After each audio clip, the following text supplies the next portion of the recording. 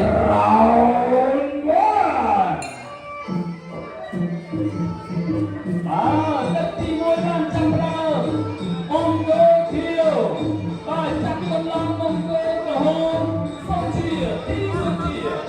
មកចូលពីទីសុជាតោះជាក្រោយមកឡើងតែដល់ចូលពីទីសុជាទៅជាមកឡើងជួយស្ដាប់មកឡើងជួយស្ដាប់អាយ៉ាជួយស្ដាប់មកដល់ចូលពីទីសុជាទៅជាមកឡើងទៅហើយមកឡើងទៅជួយស្ដាប់ពីមកឡើងទីសុជាជាយកតែទៅចូលពីទីសុជាជួយស្ដាប់មកឡើងទៅមកឡើងអាយ៉ាជួយមកចាប់ទៅជួយមកចាប់ទៅមកទៅអូយទៅជាមកឡើងទៅហើយទីសុជាជួយស្ដាប់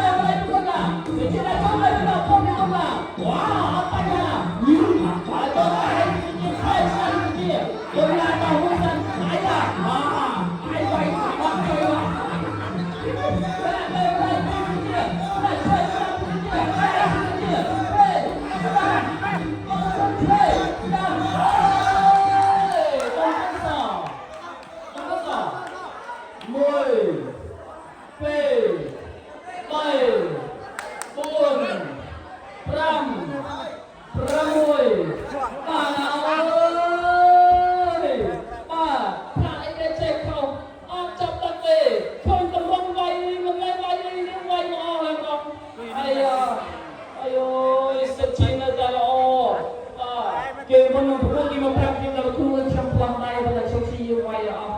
បាទខ្ញុំផ្លោះដៃតែជំនួយចុះទៅលើសុំវិញថាលោកវាយនឹងចាក់ហត់ចុយណាបាទអរគុណណាស់បាទអស់ហើយជួយវាយមែនទេមិនវាយលេងទេបាទនេះបុនឡាងនេះមកប៉ះគ្រូកុំនៅនេះសុំចាញ់នឹងទឹកមួយ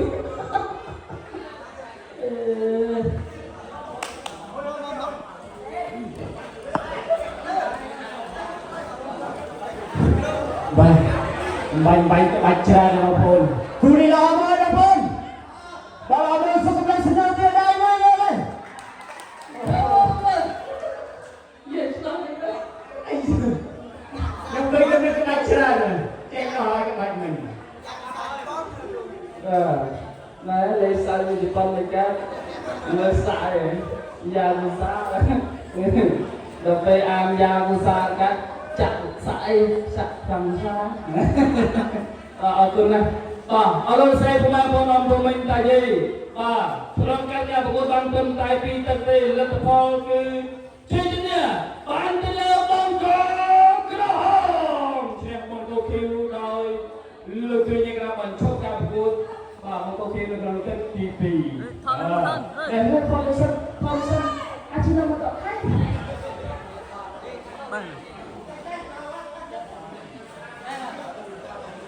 បាទអរគុណអរសូមពេលសម្រាប់បន្តិចសិនឥឡូវយើងដល់